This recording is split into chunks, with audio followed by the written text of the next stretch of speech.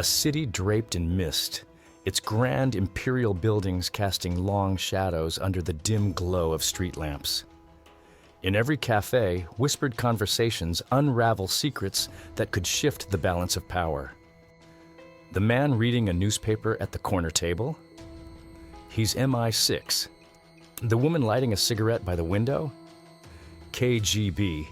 And the bartender who seems just a bit too attentive? Maybe CIA. This isn't a scene from a spy novel. This was Vienna, the world's greatest stage for espionage. For most people, Vienna is the city of music, of Mozart and waltzes. But during the Cold War, it was something else entirely. It was the global epicenter of espionage, a place where agents from every major power, America, the Soviet Union, Britain, France, mingled in an uneasy dance of deception. But how did it become this tangled web of spies, betrayals, and double crosses?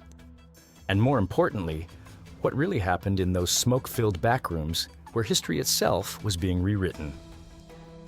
After World War II, Austria was split into 4 occupation zones, each controlled by the US, UK, France, and the Soviet Union. Vienna, much like Berlin, was also divided, but here's the key difference. There was no Berlin Wall in Vienna. The borders were open. You could walk freely from the American sector into the Soviet one, and so could spies. This made Vienna the perfect hunting ground for intelligence operatives, defectors, and informants. By 1948, a joke circulated among diplomats.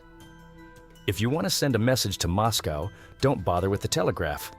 Just shout it out in a Viennese cafe. The city was flooded with spies, all eavesdropping on each other, all trying to turn assets, all playing the same dangerous game. The CIA and MI6 operated networks of informants who worked as taxi drivers, hotel staff, and waiters. The KGB, on the other hand, was everywhere, methodically identifying double agents and turning them into ghosts. One of the most bizarre yet significant operations involved Otto John, a high-ranking West German intelligence officer who mysteriously disappeared from Vienna in 1954.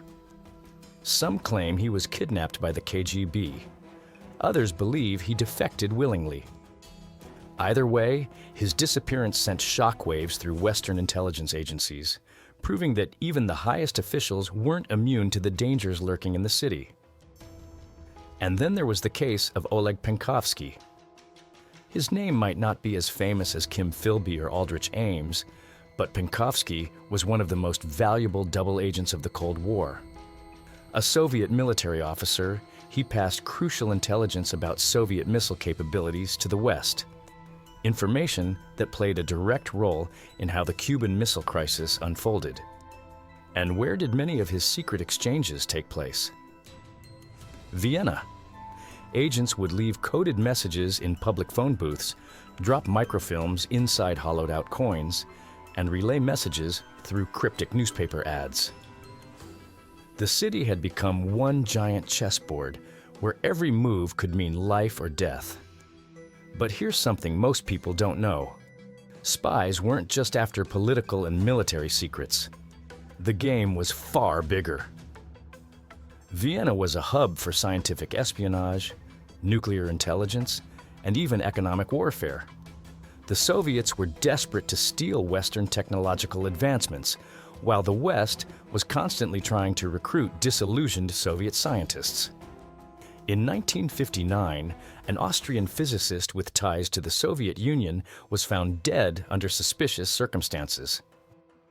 The official report called it a suicide, but to this day, some believe it was an MI6 hit to prevent Soviet access to classified nuclear research. Then there was the infamous case of Günter Guillaume. He was an East German spy who infiltrated the very heart of West Germany's government, becoming a close aide to Chancellor Willy Brandt. His intelligence network ran through Vienna, where key messages were passed through a labyrinth of dead drops and covert meetings. When he was finally exposed in 1974, it led to Brandt's resignation, a moment that reshaped the political landscape of Cold War Europe. And let's not forget Karl Kocher, a Czech-born KGB mole who, against all odds, infiltrated the CIA itself. But before he reached the heights of American intelligence, where did he cut his teeth in the world of espionage? You guessed it, Vienna. He used the city's open intelligence market to hone his craft, moving effortlessly between different agencies, selling secrets, and gaining the trust of those who had no idea they were being played. Vienna's spy culture wasn't just limited to shadowy alleyways and secret handshakes. It had an elegance to it. The city's cafes, especially Café Central and Café Hawelka, were unofficial headquarters for espionage. Here, amid the clinking of coffee cups and the rustle of newspapers, agents met their handlers, defectors made their deals, and classified documents changed hands over slices of Sachertorte. Even the opera houses weren't safe. An MI6 agent once used a performance of the magic flute to arrange a high-profile defection.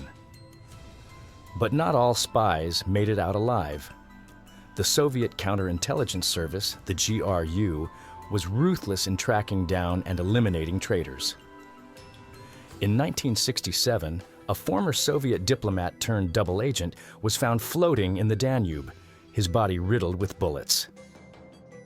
Officially, it was ruled an accident. Unofficially, everyone knew better. And then there were the deals, the ones that never made it into history books. The secret negotiations that shaped the world as we know it. In the 1980s, Vienna played a crucial role in back-channel talks between the US and the USSR. Talks that eventually helped de-escalate Cold War tensions. These weren't just political summits. Some of the most important conversations happened in obscure hotel rooms, whispered over glasses of Austrian wine. By the late 20th century, the Cold War was fading.